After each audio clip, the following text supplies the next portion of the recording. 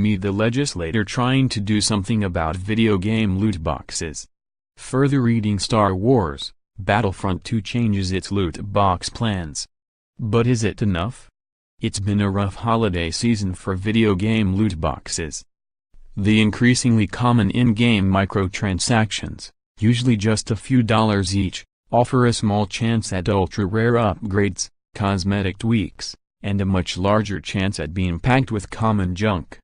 Games like Forza Motorsport 7, Need for Speed Payback, and, of course, Star Wars Battlefront II are receiving a slew of critical and user ire for the way they push randomized sets of in-game items on players.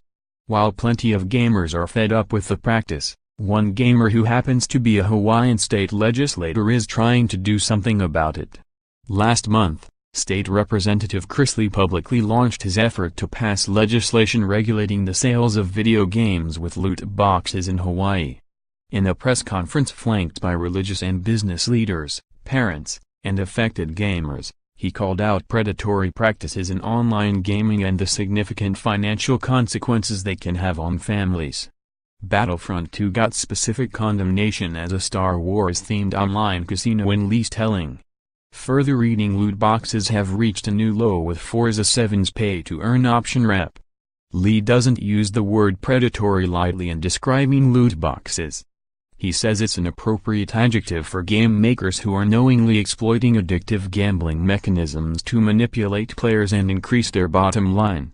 We know inside the development process for many of these games that there are clear and deliberate decisions being made to employ these kinds of mechanisms with the full knowledge of the effects they can have, he told ours in a recent interview. That's made obvious by kinds of people who have been employed, including psychologists and other sorts of experts.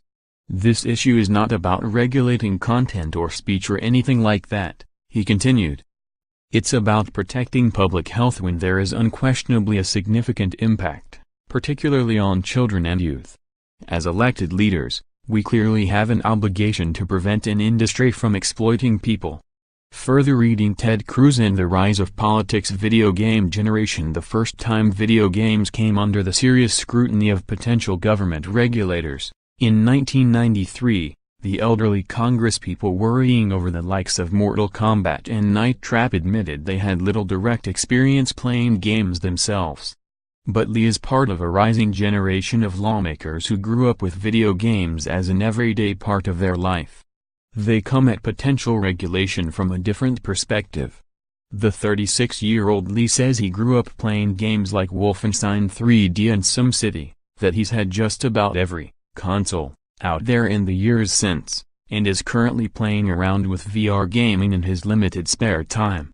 He says there are at least 4 or 5 other avid gamers in the Hawaii legislature and that many lawmakers he's worked with in other states are gamers, even if they don't make it publicly known. It's ironic that the gaming industry had all these customers and all these players that it created 20+ years ago that are now in positions to affect where that industry is headed today, Lee said. These issues, I think, unlike the 1990s, when I don't think that first-hand experience existed in politics, it's very prominent today. When I talk to legislators in other states, there are a good number of them that get it right off the bat, and I don't have to say a word about what I'm calling about. Further reading California man spent $1 million playing Game of War. Lee, who's represented a small corner of the island of Oahu since 2009, has so far focused on issues like gay marriage, renewable energy, and universal basic income in his legislative career, so video game regulation is a bit of a left turn. But while Lee says he's been aware of the rising tide of loot boxes and microtransactions in the gaming business for a while now, it was a direct experience spending hundreds of dollars on Clash of Clans over a few months that helped make him aware of the impact of the problem. It didn't really occur to me it was turning into a thing, Lee said of his spending on the popular mobile game. At that point, I finally realized I had to delete this, because I've got nothing to show for spending that money once the game is gone. It was just a bad investment. If that can happen to somebody like me, who I think is cognizant of what I'm typically doing, Imagine the folks who have addictive tendencies out there or who have other issues that are far more vulnerable to the kind of loot box and gambling mechanisms out there. It's the kind of situation that people can get caught in without ever intending to. Games like Clash of Clans, which let you buy in-game items and upgrades directly, probably wouldn't be targeted by the legislation Lee and his colleagues are currently working on. The real target, he says, are the randomized in-game loot boxes that let players simply buy a chance to get items of varying rarities.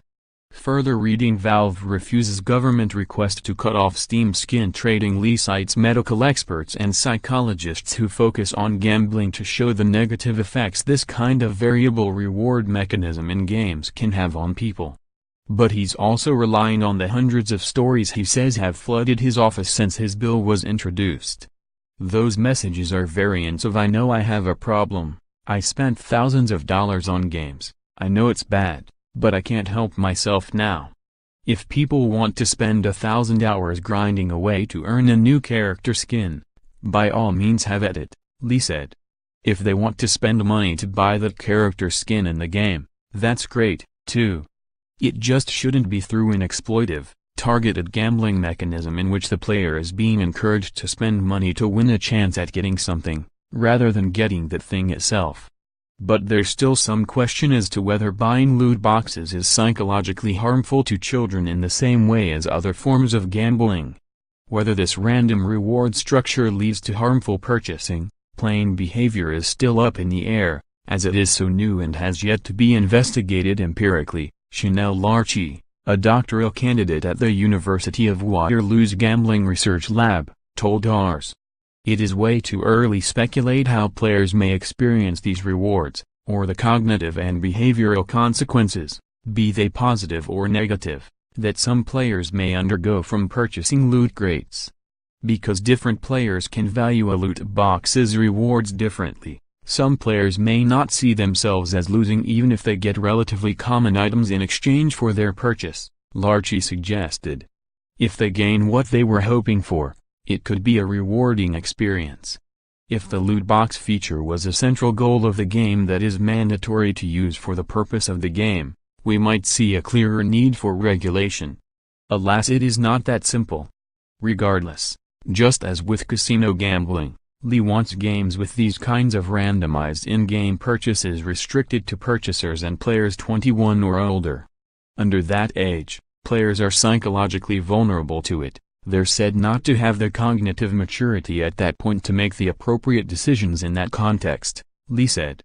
For adult players, Lee said games should be required to display the odds of getting certain items from each loot box purchased, as is already required in countries like Japan, China, and Australia. They believe there's a chance of winning whatever is advertised, but nobody knows whether it's 1 in 100, 1 in a million, or even just 0. You never really know. That's a concern, because how do we know